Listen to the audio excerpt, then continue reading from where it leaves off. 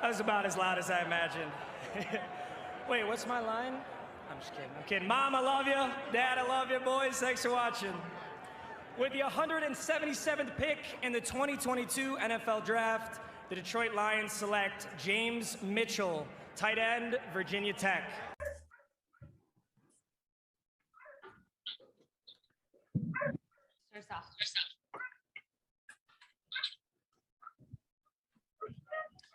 Hey, James, congratulations. Hey, thank you. I appreciate it. First of all, just the ACL. Obviously, that happened early in the year. Where are you at in the recovery progress there? Yeah, so I'm 7 months out, 7 months and some weeks. So I'm pretty much back. I'm doing everything. I'm running, cutting, running routes. I'm expected to be fully cleared by June at the latest. So I'll be ready to go by training camp, and I'm excited. And just looking at some of your numbers, alignments, looks like you kind of split time between the slot and inline. How would you describe your skill set at the position? Yeah, I would say I'm just a very versatile player. At Virginia Tech, I was used all over the field. I became a better blocker as the years went on at Tech, but I pride myself to be able to play all over the field. And I'm happy to be able to continue to go and learn behind a guy like TJ Hawkinson and just soak it all in. What's up, man? Congratulations. How you doing? I'm good. How are you? I appreciate it. Yeah. So obviously, playing the tight end position, Dan Campbell played that role as well. How much are you looking to learn from him, knowing that he knows the position, knowing the role, and just what's your overall thoughts on him as well? Yeah, I mean, just being able to learn from a coach like that, a guy who's played position and knows what it's about. And, like I said, with TJ too there, I'm just excited to be in that environment and learn and, just soak it all in. And I know that will continue to help me develop as a player and, get me to where I want to be. James, congratulations again. Can you walk us through just the contact that you've had with the Lions, in this pre-draft process? You take a visit up here or have any indication this was coming? Yeah, so actually, I talked with them a little bit at the combine.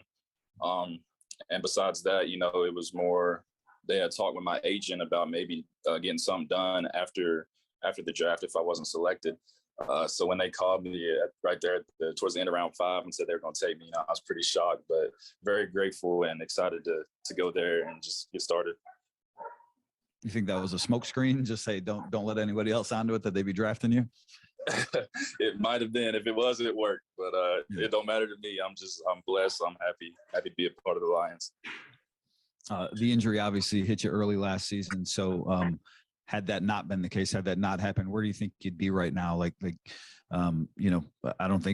maybe you fell off radars of some people, the casual fan, because of that. How do you think it impacted your draft stock? I think it definitely did. I mean, people want to see how I'm going to be, once I get back this season, but I can't control that. All I can control is, how I handle this process now, how I go in and work. And, I played 1.5 games this year and I got drafted. I'm in the NFL now. Well, I got drafted, so I'm blessed and I'm happy and, I'm just ready. Anyone else? Can you give us a little just insight as to, what you like to do off the field, what your interests are away from football? Yeah. So, I'm from a very small town, so, I don't get into a whole lot as it is. I spend most of my time hanging out with my friends, just kicking it with them and just hanging out. I like basketball. I'm a big basketball guy. So, when I was healthy and we would always play pickup and things like that. But, outside of that, I keep it simple. I just spend my time with my friends, hanging out, whatever we going to eat, watching movies, TVs, that sort of thing. You said a small town. So how small are we talking? And what's the reaction, I guess, to this day and you getting drafted? Yeah, small town, probably about 6,000-7,000 people. So not very many people at all. My graduating class in high school was like 168, 169. So, my phone's blowing up right now. People in this area just happy. We haven't had a guy in my town specifically get drafted in a while. So the whole area is very excited, and I'm excited as well. Who was the last guy from your hometown to get drafted? Who was the last guy from your hometown to get drafted? I believe it was Julius Jones. Julius and Thomas were brothers. They both got drafted. But I believe Julius was younger, so he probably was the last one from my specific hometown to get drafted. And do you know them at all? Is there any relationship you have with those guys?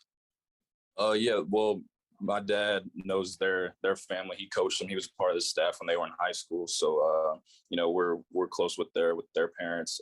So yeah, I didn't know them a whole lot because when they were in high school, I wasn't born yet, and then when they were in college, I was real young and stuff.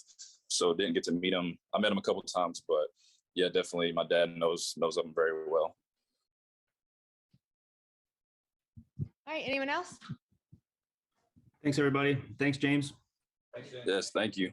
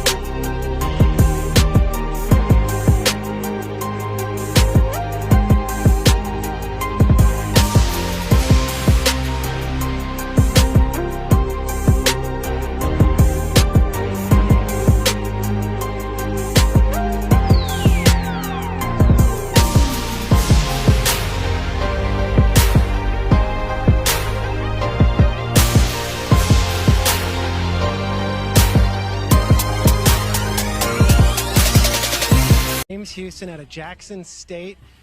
This is Deion Sanders, Coach Deion, Coach Prime's first player selected as a college football coach. He comes in there. He's now drafted as the third HBCU player drafted. Little wrinkle here that I love. Brad Holmes, the general manager, the Detroit Lions, went to North Carolina A&T.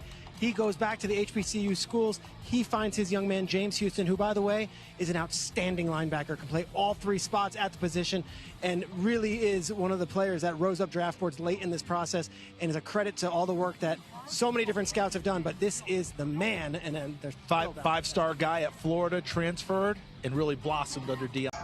It's not to be told.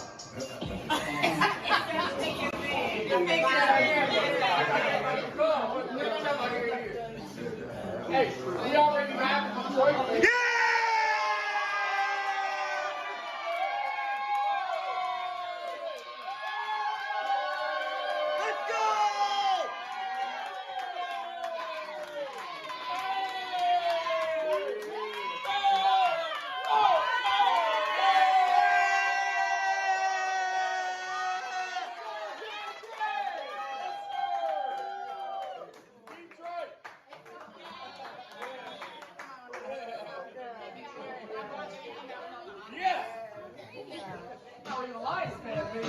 I'm a Lions fan now, man.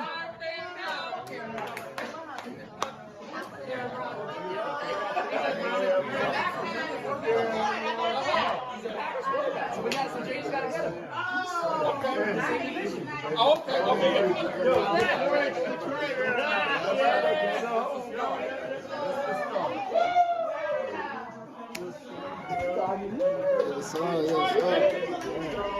What's up, man? How you doing? I'm doing good. How you doing? Congratulations, man. Thank you so much. We talked throughout last year, and Brad Holmes was talking about, man, you know, wanting to give HBCUs prospects a chance. You know what I mean? So for him to deliver on that and knowing what you was able to do on that level, just talk about that, getting this opportunity and what you represent on this stage with, everything you done last year. It's an extreme blessing to be a part of the Detroit organization. I'm just so happy that they chose me for the pick. Everything that happened last year and everything that happened in college, all that's out the window. I'm coming in to work hard and try to make this organization better. James, congratulations. Can you tell us about the origin of the nickname and, I guess why, what it means to you? Yeah, so my nickname is The Problem. Back at Jackson State, some of the announcers, they just kind of came up with it. I was kind of wreaking havoc throughout my fourth game. I think I had about 10 to 11 sacks on the season. And, they came up with the problem. Houston, we have a problem. So, yeah. You like it? It's kind of catchy. I mean, obviously it's. Yes, sir. I love it. I love it. And what do you obviously played in a pass rush role there. I don't know, how do you sort of view your skill set as translating to the NFL? What do you expect your role to be here? Whatever role that Detroit thinks that I fit the best in, I'm gonna go out there and I'm gonna do my best. I'm gonna sacrifice everything I need to sacrifice. And I'm obviously play an important role in the special teams, all four roles. And I'm just gonna come out there and I'm gonna work my heart out, man. I ain't gonna give up. And I can't wait to get to Detroit. Continue to be a problem, basically. I mean, that's the goal, I guess. Yes, right? sir. Yes, sir.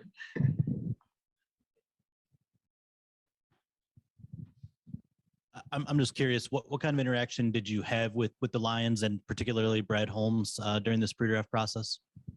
I actually didn't have any contact with the Lions, but I'm glad they contacted me today. So that's all I can say about that. Obviously, you got the degree at Florida. What made you want to go to Jackson State? How much of appeal was Deion being there? I know that's he's been a draw for a lot of guys. Yeah, obviously having Deion, there was just a huge factor in me going there. Obviously, it being an HBCU, that also drew me there as well. My whole family, we come from HBCUs. Everybody from my immediate to my extended family has really been going to HBCUs. So it was something I wanted to experience, and it just kind of felt like the right time. I know me and Coach Prime, we all kind of had the same aspirations and the same motivation to kind of kick this thing off. And I can't be so more excited that I'm his first prospect in the NFL and, the first prospect in the SWAT. And then the sack numbers obviously stand out, but so do the forced fumbles. Do you have a mentality, I guess, that gets the ball out in the way that you do? Yes, sir. My whole game is about making plays. So turnovers, sacks, just game-changing plays, man. That's my whole game. So obviously I do focus a lot on, making turnovers, hitting the ball out. So, yeah. How important was last year just to get that opportunity to start? You were obviously a big role player at Florida, but to get all those snaps and get that kind of production, just how big was that last year to get that opportunity to play that many snaps and have that much of an impact? Yeah, that was huge. I didn't really get that opportunity to do it at Florida. And I kind of felt like I should have, and that's why I left. And so it was just a great opportunity to be on that field. Outdoing my brothers every snap and, just trying to take over the game, trying to control the game. It was an opportunity I definitely needed. I feel like in my career as an athlete, just to kind of go out there and really show everything that I had every play. Hey, James, congratulations. I know you didn't overlap with them at Florida, but did you have any contact with Alex Anzalone or Jared Davis as you were going through the recruiting process there? No, I did talk to Jared Davis briefly before I committed. But I didn't really talk to them too much. They were out the door, as I was heading in. So, but yeah, it's great that, I could follow behind them at Florida and, I'm coming kind of behind them too at Detroit. I know you talked a little bit about playing for Deion. You also played for Pat Surtain in high school. Can you just share a little bit about what those two meant to you and advice, how they've helped you get to this level, I guess? Yeah, I mean, I feel like it was really huge, me having two NFL players as coaches, head coaches at that. So just, coaches that understand the game from a player's perspective, And so I just felt like that kind of gave me an advantage. I feel like to kind of understanding how to be a professional, how to handle yourself, and just how to go about your business, especially on the football field. What is it like playing for Prime? We see him; he's still such a big personality. What's it like playing for him? Yeah, I mean, it's great. I feel like Coach Prime is really one of the greatest coaches in college football right now. He's doing a great job at these HBCUs. He's changing the whole narrative of everything being written about college football. And so, having him around is just great. Every day, he's just the biggest motivator, and he's going to get everything that he needs out of you. And so it was a real blessing just being able to be coached by him just for a year. I've learned so many instrumental things that I'm going to take with me to my professional career. Congratulations, James. I know you played a lot of off the ball at Florida, and you had the big year on the edge at Jackson State. So I'm just kind of curious where you view yourself, what you view yourself as. Where's your home on the football field? I view myself as a football player. I feel like I could play a variety of positions. I know I could play off the ball. I can play on the ball. And, I haven't had too many looks at it, but I know I could go back there and play fullback. So really whatever the team needs, that's really my thing. Whatever the team needs, I'll be happy to do whatever it takes to make that team and just progress the team and make us better. Anybody else? Thanks, everyone. Thanks, James. Congratulations. Thank you so much.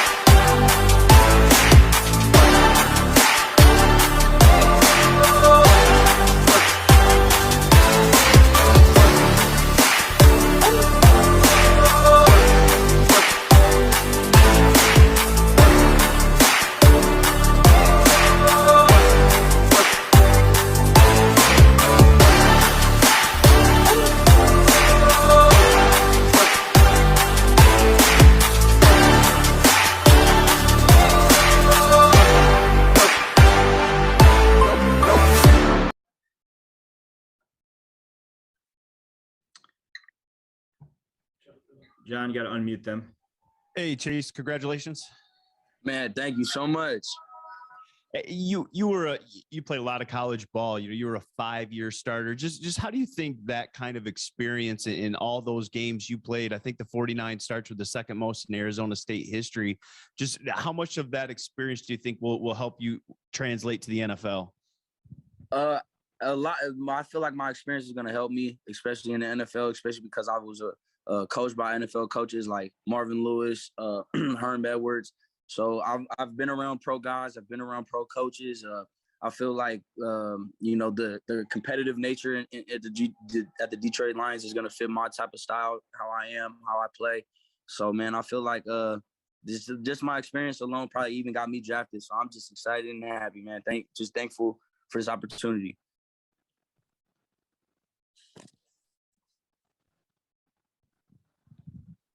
You mentioned the coaching staff there at Arizona State, a couple guys defensive minded, been in the league. Herm obviously played cornerback as well. How much did you see things change, I guess, with the demands on your techniques, your fundamentals when they arrived, and how much did you see your play, I guess, sharpen under their tutelage? It was definitely, I never, because I played running back in high school, came to college, just decided to switch my position because of my body frame and stuff like that. So just having them come in and try to just critique the little things that I was doing wrong, whether it was stabbing with the wrong hand or moving with the wrong foot.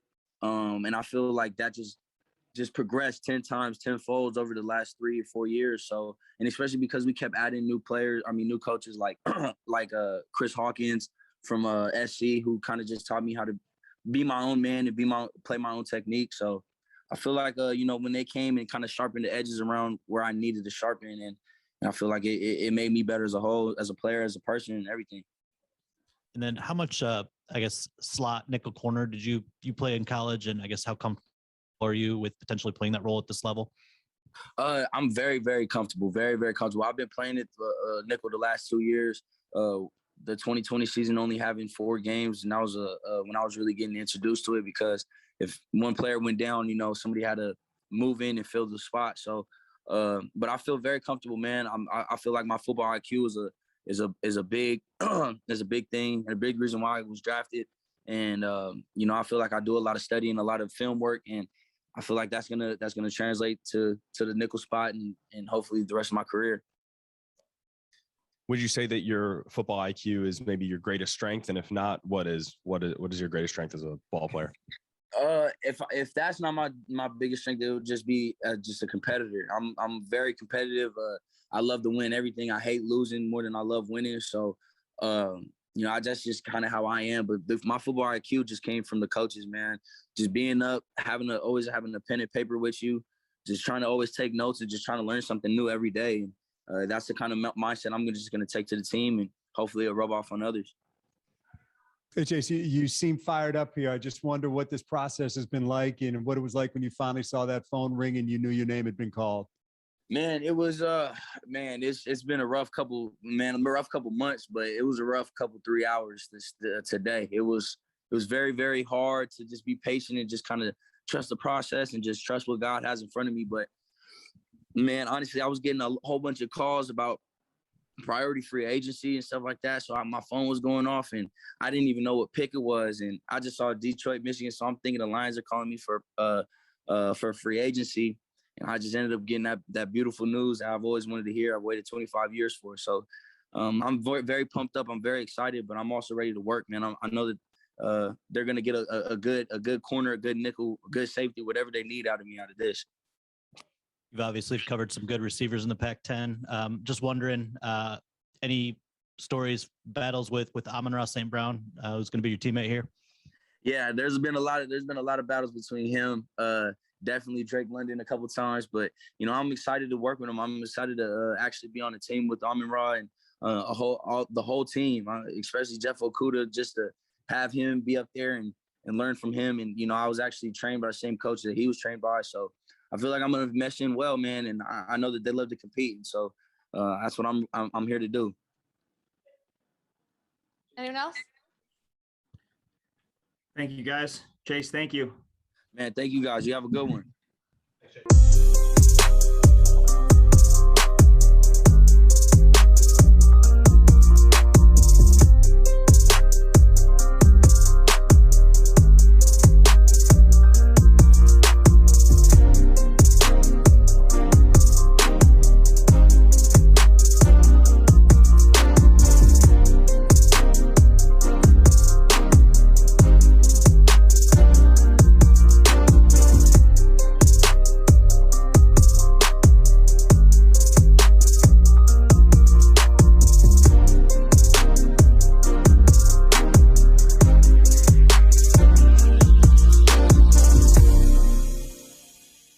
But if it's not just for competition in depth, but we feel really, really good. We're excited as an organization, as a team, and we just feel the really good thing is about all these guys that we got. They all have different flavors. And, they're not all cut out of the same box. Every single guy has their own unique plight and style and, like I say, flavor. So we feel really, really good about that. Obviously I know that it was more so on the defensive side of the ball, but we're excited about each one of them. But take any questions.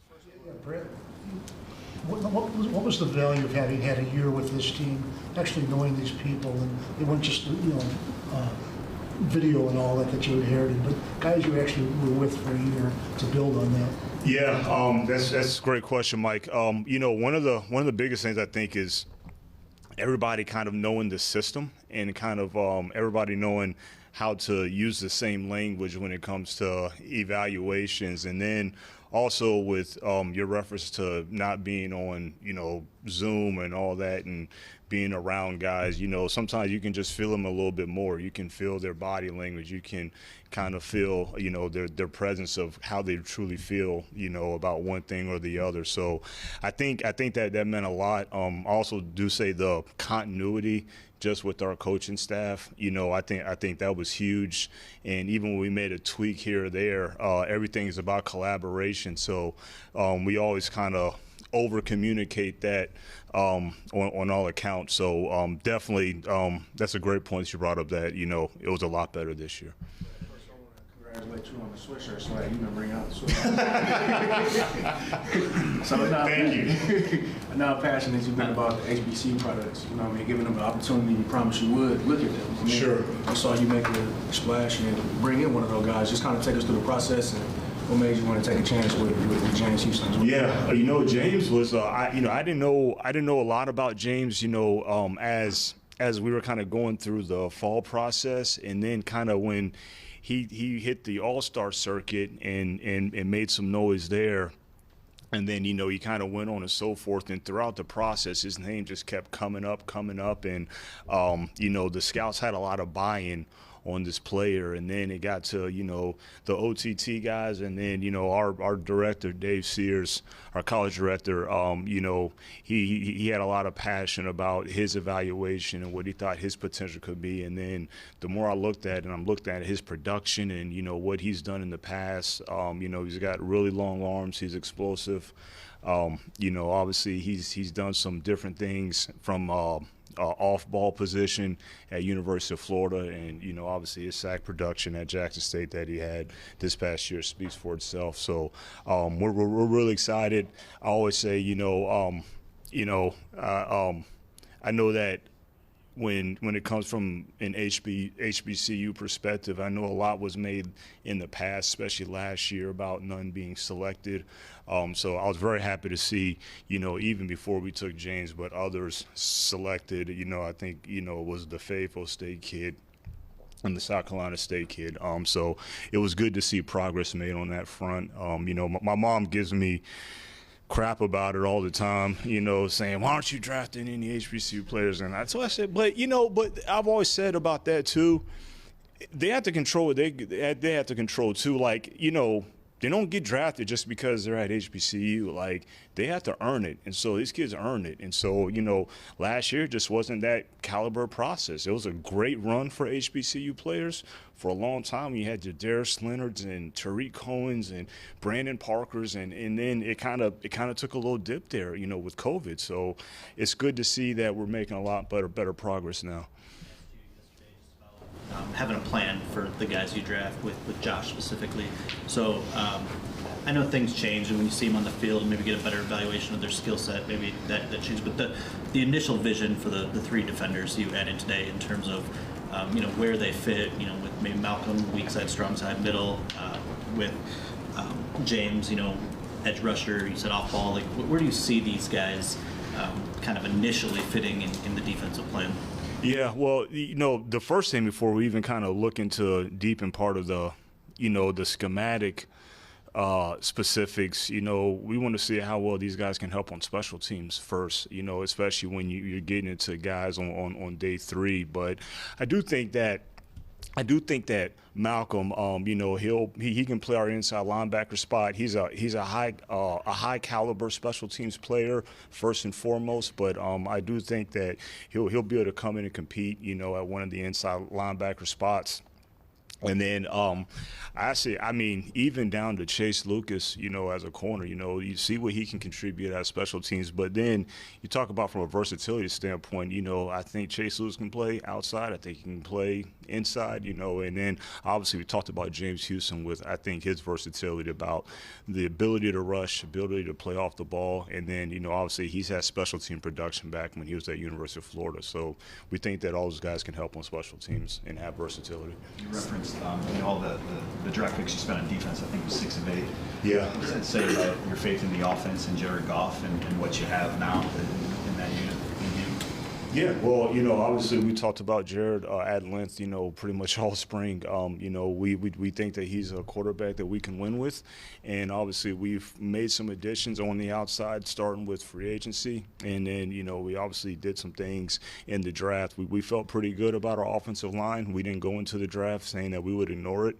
Obviously, we were happy that we were able to add a guy like James Mitchell when he gets healthy. It was another guy that had a lot of conviction throughout the building.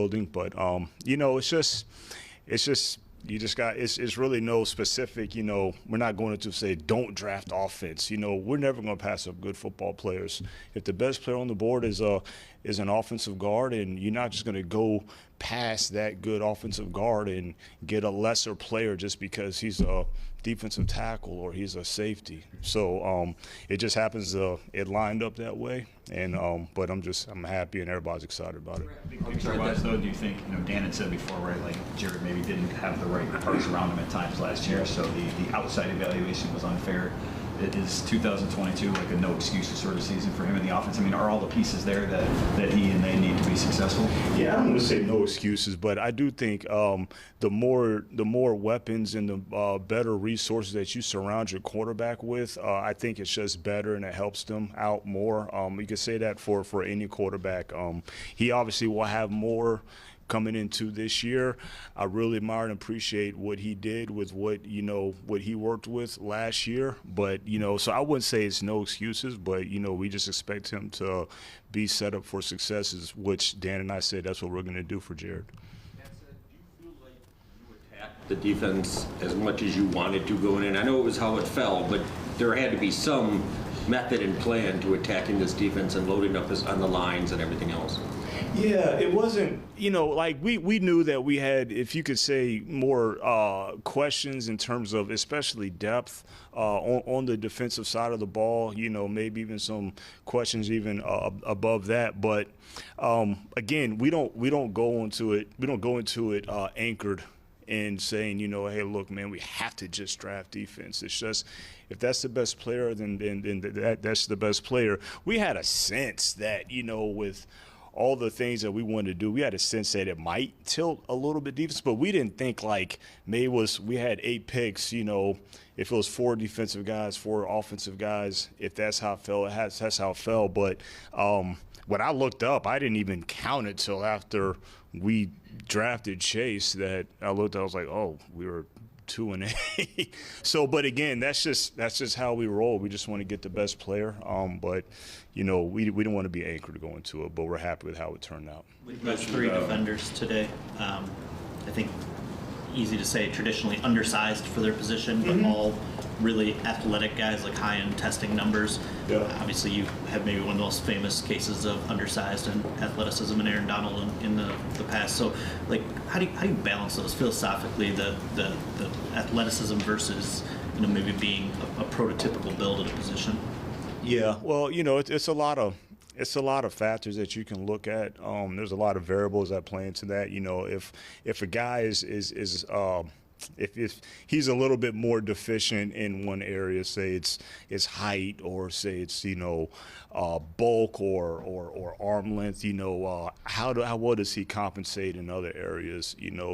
Does his explosiveness compensate for what he might be deficient of in this area? Does his motor compensate? Does his instincts compensate for, lack of somewhat of, foot speed here or there? So we kind of look at everything. We look at all those factors, because there's some guys that they have all the size in the world, and, they're not very good football players.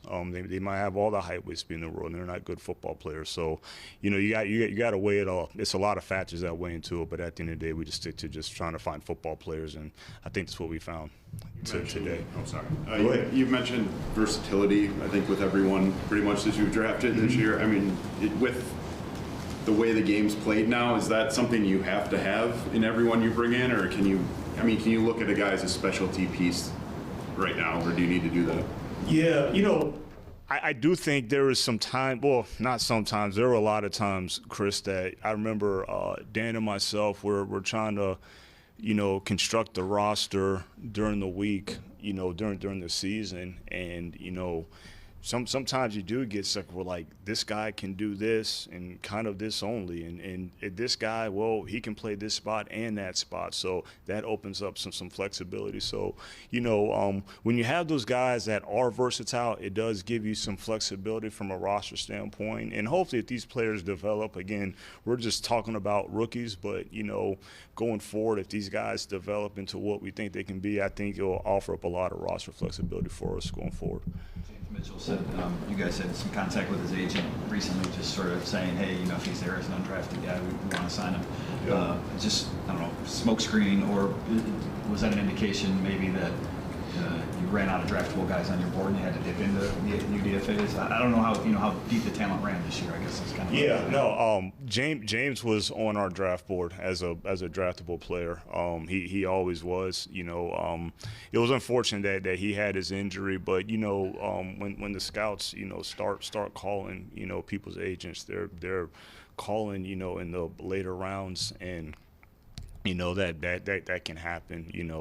They don't always know exactly what's going to happen, what's unfold. We try to do the best that we can from a communication standpoint. We made a lot of improvements with that this past year, but James Mitchell was always a draftable prospect for us. He was on our board, and we felt good about taking him. Coming out of this, how comfortable are you with where your roster is now? I know you never have a finish line with roster building, but are there any areas of concern you still have that need to be addressed before you really get into the offseason program?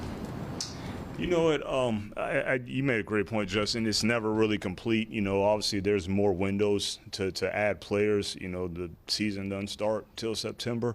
But, I will say on both sides of the ball, especially from a depth standpoint, there's still areas where we can still add, and we'll definitely look to do that for sure. Stuff obviously going on right now. Yeah. Your roster's pretty full, though. How active do you want to be in this UDFA process here? Yeah, it's fuller than it was last year, a little bit, which is a good thing. But so we are active. We might not be able to sign as many as we were able to sign last year, but again, that's a good problem to have. You just got to be a little bit more strategic and selective, which we have a really good college free agency process, a very collaborative process. We put a lot of work into that process, so we feel good about it. You just got to sign a little bit less guys. Give them more money, if you got that pool to split up different ways. Then I don't know. It's case by case. It depends on the position. It depends on. It's actually a few different factors that go into that. But obviously, if you're signing less, then you might have a little more at your disposal there. A lot of the same traits, including I think almost every one of them was a captain, except maybe one or two. That by design? We look into the intangibles. We heavily scrutinize the intangibles of every football player. And their football character, as we've talked about in the past, and you guys have heard me say it at length, and I'll always believe this till the day I die, is that how much passion and how high your football character is, and what your desire is for this game. That's going to dictate your success. You can have all the height, weight, speed in the world and all the physical traits, but if the game doesn't mean everything to you, and you don't have a high football character and your intangibles aren't up to standards, then it's going to be hard for you to find success in this league. This league is very hard. It's hard to win games, and it's because the talent level. It's not hard to find a height, weight, speed here and there, but to find the football players that have those things. So that's really important to us, and that's why you see a lot of that with those guys we take. Well, how do you handle those gray areas where there's great talent and maybe not as? In other words, it's always not necessarily cut and dried. Do you have decisions like that you had to make? Sure. Yeah. You'll still walk across that. You'll still have to make those decisions. Every now and then, but we have a good vetting process where if certain guys don't meet certain standards, certain thresholds, then they may be in or out of consideration. But we trust our process, and we tackle those case by case. Did you find it any easier, I guess, in talking to players this year, that they had a better sense for what you guys were about than last year when everything was so scrambled in those 3 months? Yeah. Yeah, it was very noticeable, and it was a good feeling to experience, Chris, because, you know, last year, you know, again, we're just scrambling, trying to get guys in, and actually, you know, starting in free agency, you start hearing guys talking about, you know, wanting to come to Detroit, and, you know, that buzz and the word is getting out amongst their peers with other teams. That felt really good to hear. But then, you know, these college kids, you know, they work out at these facilities, you know, with other pro athletes, you know. So I'm not sure if the buzz is coming from there, but it did feel good this time of the year, the process that, you know, a lot of kids did want to, and their agents too, you know, they want to send their players here because of they hear what our culture is. And I say it all the time, you know, we don't have to sell our culture. We don't have to do a pitch or anything. Just ask the players that have been in the building, and they can sell it for us.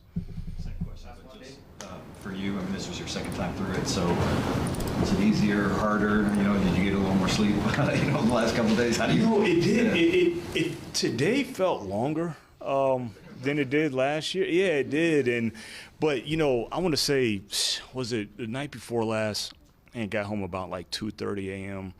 And then I got up around like 6, and I was like, I gotta go back to sleep, and I just couldn't. You're just wired, and it's just. But that's what you really appreciate. That's what you really respect. That's how you know that it's running through your veins, man. You know what I mean? And the last thing I was thinking about is going back to sleep. I was just thinking about, you know, what we did the night before, what we're about to do today, and that's how you know that you're not only with the right people, but you're doing what you're supposed to be doing.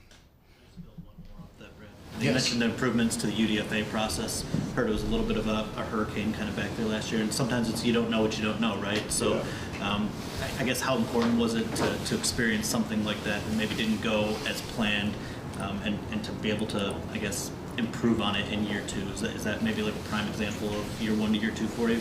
Yeah, you know, and it starts with we have an entire task force for that, and those guys work very, very hard at evolving our process from the UDFA standpoint. I do think there'll be organized chaos at all times. That's just a little bit of part of just that's the tradition and the history of that process. But we had a much more streamlined this year, and I really appreciate all those guys' hard work to evolving it, using a lot more technology, and then improving the communication of the whole process. So hopefully, I don't know who we all signed. Hopefully, I get some good news when I go back upstairs. So hopefully, it worked. It was streamlined enough to get you down here early. So But that's because I want to go home and get some sleep. So thanks, guys. Appreciate it.